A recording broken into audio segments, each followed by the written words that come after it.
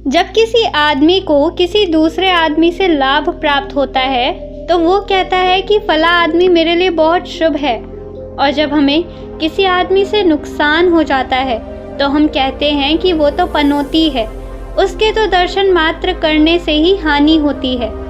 लेकिन सोचने की बात यह है कि क्या वास्तव में कोई आदमी हमारे लिए लाभ या हानि का कारण हो सकता है, या फिर हमारे लाभ और हानि के केवल हम ही कारण होते हैं। और इस प्रकार के अनेक ज्ञान समाज में फैले हुए हैं, जैसे कि किसी बिल्ली ने रास्ता काट दिया तो मतलब मेरा दिन बेकार हो गया, या फिर मुझे सुबह सुबह किसी उजले हंस का दर्शन हो गया तो मेरा दिन तो बहुत अच्छा होने वाला है। तो आज की जो कहानी मैं आपको सुनाने वाली हूँ वो आपको अज्ञानता के अंधेरे से निकाल कर ज्ञान के उजाले की तरफ लेकर आएगी। बहुत समय पहले की बात है, एक गांव में सूखा पड़ा हुआ था। कई वर्षों से वहां पर कोई बारिश नहीं हुई थी, जिससे वहां पर भूखमरी फैली हुई थी। लोगों ने बारिश करवाने के लिए अनेक विधियां अपनाई, मंत्र उच्चारण, हवन वगैरह वगैरह, लेकिन फिर भी वहां पर बारिश नहीं हुई। फिर एक दिन उस गांव में एक आदमी की एक बच्ची जन्म लेती है। वो आदमी खुशी से सबको बताने के लिए अपनी बच्ची को अपनी गोद में लेकर गांव के बीच में आकाश के नीचे आ जाता है, और तभी वो बच्ची रोने लगती है और संयोग से उसी वक्त वहां पर बारिश शुरू हो जाती है। अद्भुत बात थी, जिस गांव में इतने सालों से एक बूंद बारिश नहीं हुई थी, आज बहुत मूसलाधार बारिश हुई। इससे उस गांव के लोगों ने उस बच्ची को भाग्यशाली घोषित कर दिया। उन्होंने कहा कि ये बच्ची तो देवी का रूप है, इसके आते ही इतनी मूसलाधार बारिश हुई, इसीलिए उन्होंने उस बच्ची का नाम भाग्यवती रख दिया। उस गांव में जो भी काम आरंभ किया जाता वो उस लड़की के हाथों से ही संपन्न किया जाता। ऐसे ही बहुत साल बीत गए और अब वो लड़की 20 साल की हो चुकी थी। लेकिन 20 साल होने के बाद उस गांव में एक और घटना घटी। एक बार फिर से उस गांव में सूखा पड़ गया। उन लोगों ने उस लड़की से प्रार्थना करके कहा कि आप ही एकमात्र ऐसी इंसान हैं जो इस गांव में बारिश करवा सकती हैं। कृपया करके बारिश करवाने का कोई प्रयास कीजिए। लड़की ने अपना हर संभव प्रयास किया। वो एक बार फिर से चिल्ला चिल्ला कर रोई, लेकिन फिर भी कोई बारिश नहीं हुई। उसके बाद उसने परमात्मा से प्रार्थना की, लेकिन फिर भी बारिश नहीं हुई। इसके बाद गांव वालों ने एक बैठक करके कुछ ज्ञानियों और पंडितों को गांव में बुलाया और उनसे सूखे का कारण पूछा। ज्ञानियों ने बताया कि ये लड़की इस गांव के लिए अनहोनी है। ये केवल 20 साल तक ही इस गांव के लिए भाग्यवती थी, लेकिन अब ये लड़की इस गांव के लिए एक अभिशाप हो चुकी है।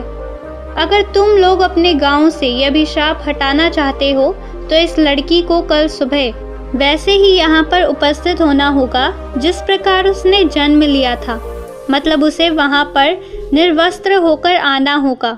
उसी दिन रात के वक्त उस लड़की के पिता ने भाग्यवती को उस गांव से बाहर भगा दिया।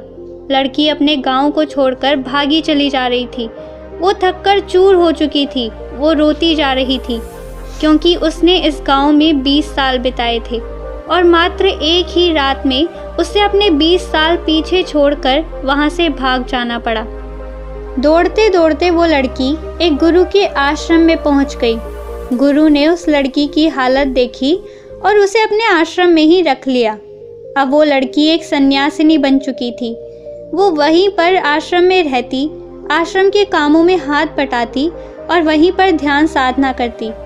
एक दिन उस लड़की ने अपने गुरु से पूछा कि गुरुजी, एक बात बताइए, इस दुनिया में कोई वस्तु या फिर कोई आदमी अनहोनी हो सकता है? और उसी प्रकार क्या कोई वस्तु या कोई आदमी भाग्यशाली हो सकता है? गुरु ने मुस्कुराकर कहा कि इस दुनिया में एक ही अनहोनी होती है और दूसरी कोई अनहोनी नहीं होती। फिर गुरु ने उस लड़की से पूछा कि इससे पहले तुम मुझे ये बताओ कि इस दुनिया में सबसे कीमती क्या है? लड़की ने कहा, हीरे सबसे कीमती होते हैं। गुरु ने कहा कि नहीं, हीरे सबसे कीमती नहीं है।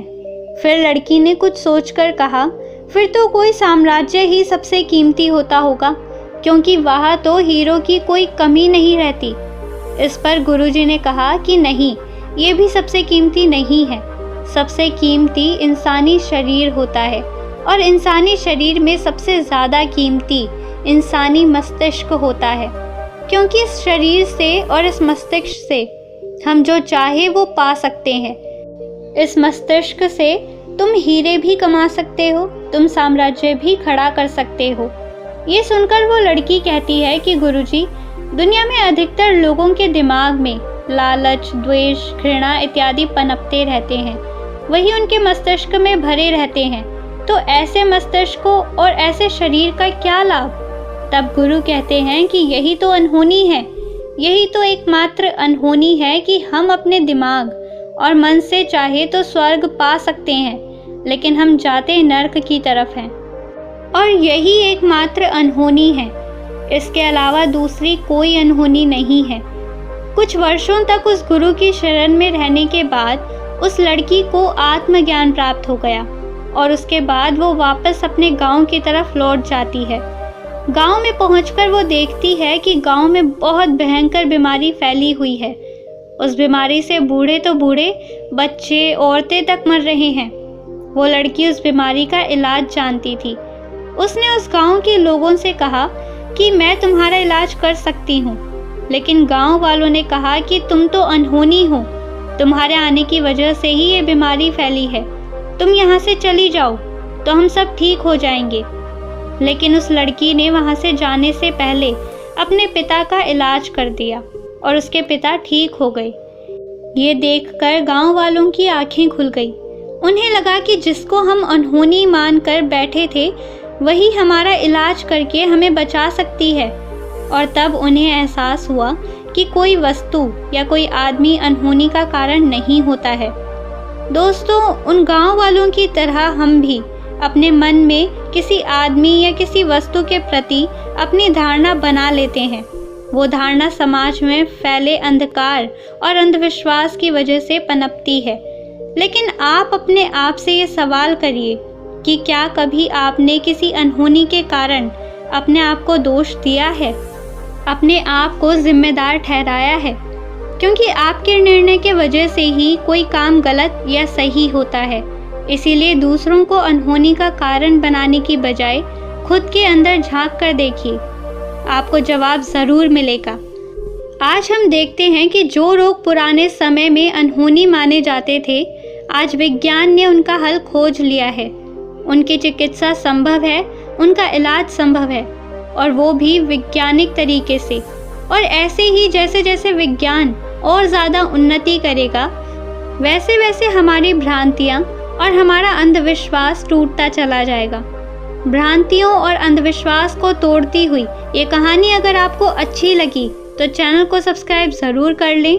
तो मिलते हैं अगली कहानी के साथ, तब तक के लिए आप अपना ख्याल रखें।